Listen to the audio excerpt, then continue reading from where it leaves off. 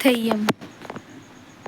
थेय्यम के संदर्भ में है, थेय्यम कलाकारों ने केरल के कन्नूर जिले में चलाकदनकोट्टू मक्कम भगवती मंदिर में अपनी कला का प्रदर्शन किया है।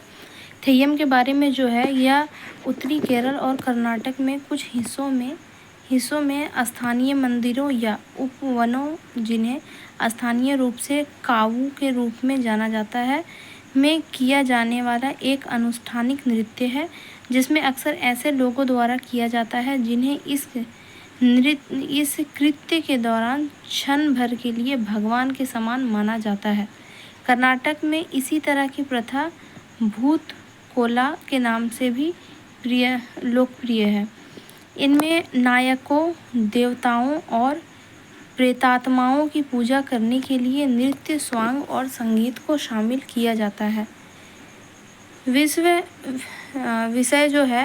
विषय है वैष्णववाद, शाक्तवाद और वैष्णववाद,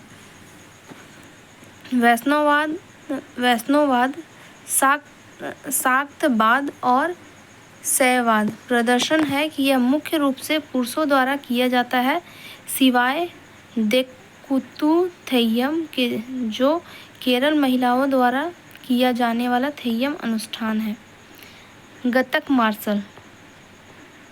मार्शल इसके संदर्भ में है, तमिलनाडु में आयोजित खेलो इंडिया यूथ गेम्स में पंजाब की गतक टीम का प्रदर्शन आकर्षण का केंद्र रहा। गतक मार्शल आर्ट के बारे में, गतका या छड़ी से लड़ने वाली एक मार्शल आर्ट शैली है। इसमें लकड़ी की छड़ी का उपयोग तलवारों की नकल करने के लिए किया जाता है। यह सिख योद्धाओं के लिए आत्मरक्षा की बुनियादी तकनीकों में से एक है। उत्पत्ति छठे सिख गुरु हरगोविंद सिंह ने सिखों को गतक से परिचित कराया। यह 14वीं शताब्दी के बाद भारत के पंजाब में एक रक्षात्मक शैली के रूप में विकसित हुई। गुरु हरगोविंद सिंह ने मीरी और पीरी नामक 2 तलवारें प्रचलित की तथा लौकिक शक्ति, आध्यात्मिक शक्ति की धारणा में प्रचार किया। उद्देश्य था छड़ी और फर्री का उपयोग अभ्यास और सुरक्षा उद्देश्य के लिए क्रमशः तलवार और ढाल के स्थान पर किया जाता है। भारत के मार्शल आर्ट शैली में निम्नलिखित कलाएं शामिल हैं, जिसमें है सिलंबन और कुट्टू वरिसाई तमिलनाडु। इसमें है कलरी पायट्टू जो केरल में होता है, गतक पंजाब में होता है, मर्दानी खेल महाराष्ट्र में होता है, काठी सांबू आंध्र प्रदेश, लाठी खेला पश्चिम बंगाल, थांटा मणिपुर, परीखंडा बिहार, मल्लखंब मध्य प्रदेश।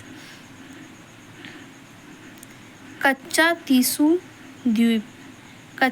द्वीप के संदर्भ में जो है, हाल ही में कच्चा तीसू द्वीप के विवाद क्षेत्र का मुद्दा पुनः चर्चा का विषय बन गया है। भारत श्रीलंका समुद्र समझौते 1974 के प्रमुख प्रावधान है, जो कि अनुच्छेद 4 में क्षेत्र पर संप्रभुता समझौते के अनुच्छेद 4 में उल्लेख किया गया है कि प्रत्येक राज्य के पास जल मंडलों मध्य और पाक खाड़ी में समुद्री सीमा के किनारे के जल द्वीपों, महाद्वीपों, शेल्फ और उपसमूहों पर संप्रभुता और विशेष क्षेत्राधिकार और नियंत्रण होगा।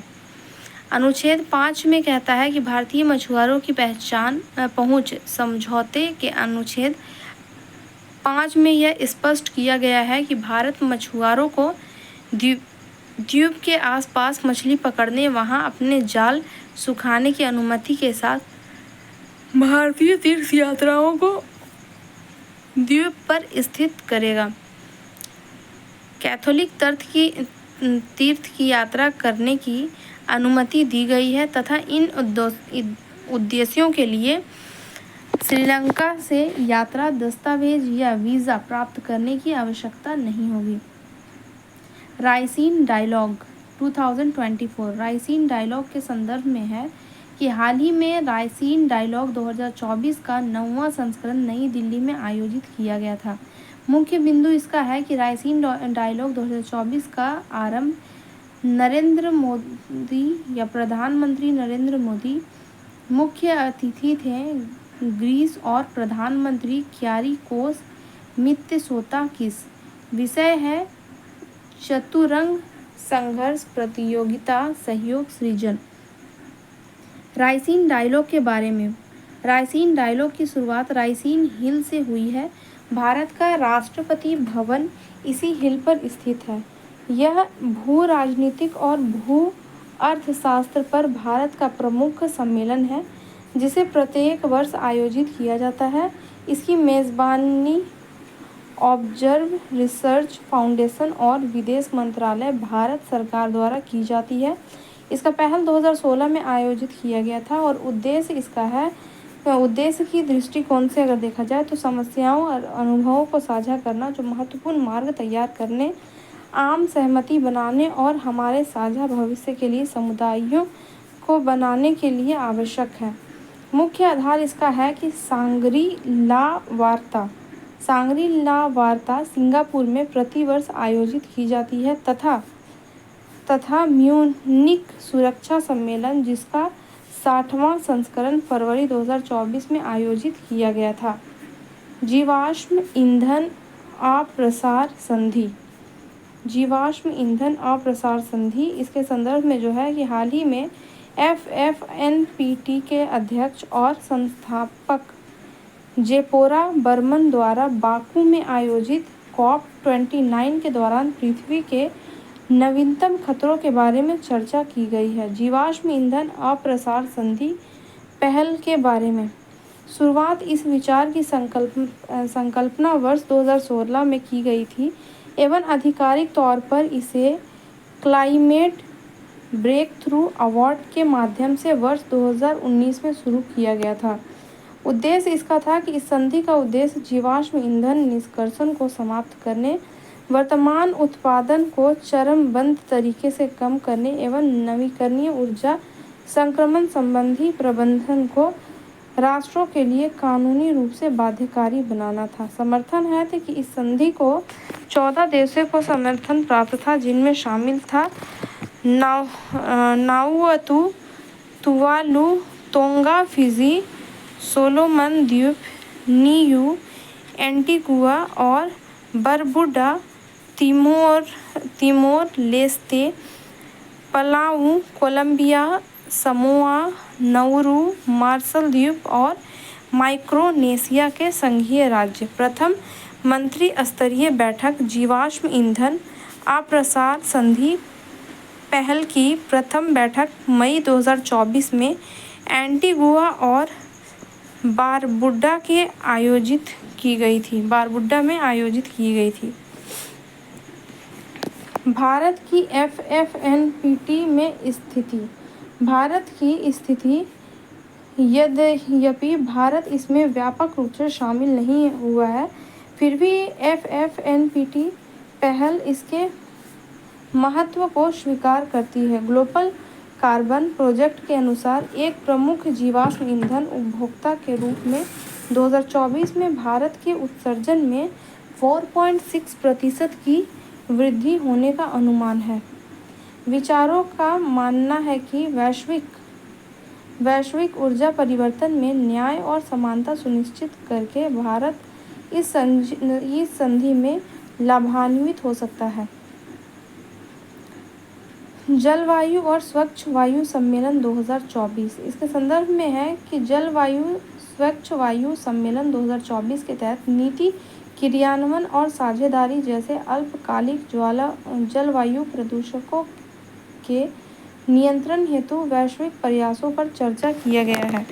अल्पकालिक जलवायु प्रदूषकों के बारे में जो है कि SLCPS के अंतर्गत वे ग्रीन हाउस गैस और वायु प्रदूषण आते हैं जो कार्बन डाइऑक्साइड यानी कि CO2 की तुलना में कम समय वायुमंडल में बने रहते हैं, परंतु वायुमंडल में मानव स्वास्थ्य एवं पारिस्थितिकी पर महत्वपूर्ण प्रभाव डालते हैं। अल्पकालिक जलवायु प्रदूषण के बारे में, इन्हें पूरक प्रदूषण के रूप में भी जाना जाता है। इन प्रमुख SLCPS में मीथेन, ब्लैक कार्बन और हाइड्रोक्लोरोकार्बन शामिल है। वर्तमान वैश्विक वार्मिंग में 45% तक के लिए अल्पकालिक वायुमंडल प्रदूषण उत्तरदायी माने जाते हैं। प्रमुख सीपीएस मीथेन CH4 जीवन काल 12 वर्ष का होता है। उत्सर्जन क्षेत्र जो है कृषि, पशुपालन, धान के खेत, जीवाश्म ईंधन निष्कर्षण, लैंडफिल। प्रभाव इसका है कि यह एक प्रमुख ग्रीन हाउस गैस है जिसकी ग्लोबल वार्मिंग पोटेंशियल GWP 100 वर्ष की अवधि में CO2 से 25 गुना अधिक मानी जाती है। ब्लैक कार्बन जीवन काल कुछ दिनों से कई सप्ताह तक। स्रोत है डीजल ईंधन, बायोमास एवं लकड़ी का दहन। प्रभाव है यह वायुमंडल में सूर्य की किरणों को अवशोषित कर गर्म करता है तथा हिमनदों पर जमकर उनकी पिघलन में योगदान देता है। प्रमुख SLCPS की ट्रोपोस्फेयर ओजोन O3 जीवन काल कुछ दिनों से कई सप्ताह तक। स्रोत है यह सीधे नहीं छोड़ी जाती अपितु वायुमंडल में वाष्पित जैविक यौगिक और नाइट्रोजन ऑक्साइड NOx की उपस्थिति में सूर्य के प्रकाश की उपस्थिति में बनी रहती है। प्रभाव है कि यह मनुष्य एवं पारिस्थितिकी तंत्र पर प्रतिकूल प्रभाव डालती है।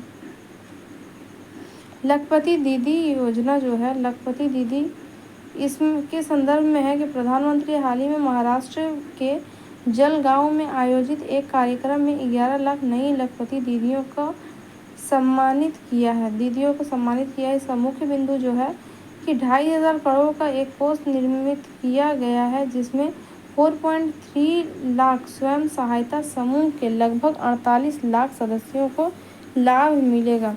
यह कोष आंतरिक ऋण प्रक्रिया में तेजी लाने, समूह के कोष को बढ़ाने तथा स्वयं सहायता समूह के सदस्यों के बीच वित्तीय अनुशासन और क्रेडिट आदतों को प्रोत्साहित करने का कार्य करेगा। यह स्वयं सहायता समूह के लिए एक अस्थायी साधन के रूप में कार्य करता है। लखपति दीदी योजना के बारे में, लखपति दीदी एक स्वयं सहायता समूह की सदस्य होती हैं जिसकी वार्षिक आय 1 लाख या उससे अधिक होती है। ऐसी दीदी जो किसी सूक्ष्म स्तरीय आर्थिक गतिविधि या व्यावसायिक कार्य में लगी होती हैं, स्थापित होने पर उनकी औसत मासिक आय 10,000 या उससे अधिक होनी चाहिए। लखपति दीदी पहल के बारे में, इस मिशन का लक्ष्य है प्रत्येक गरीब ग्रामीण परिवार से कम एक सदस्य को स्वयं सहायता समूह में शामिल करके तथा आर्थिक गतिविधियों को बढ़ावा देकर ग्रामीण महिलाओं को सशक्त बनाना था। विधि आजीविका जिला स्तरीय योजना सरकारी विभाग, सहयोग और कर्मचारियों एवं समूह के सदस्यों के लिए क्षमता निर्माण पर ध्यान केंद्रित करता है। इस क्रियान्वयन ग्रामीण विकास मंत्रालय द्वारा किया जाता है। इसका क्रियान्वयन लखपति दीदी की पहचान के लिए मानदंड, सदस्य कम से कम 2 वर्षों तक स्वयं सहायता समूह का हिस्सा रहा हो, सामुदायिक निवेश कोष CIF का उपयोग किया हो, मिशन के माध्यम से आजीविका माध्यम का लाभार्थी हो तथा मिशन द्वारा सहायता प्राप्त कम से कम 2 आजीविकात्मक गतिविधियों में भाग लिया हो।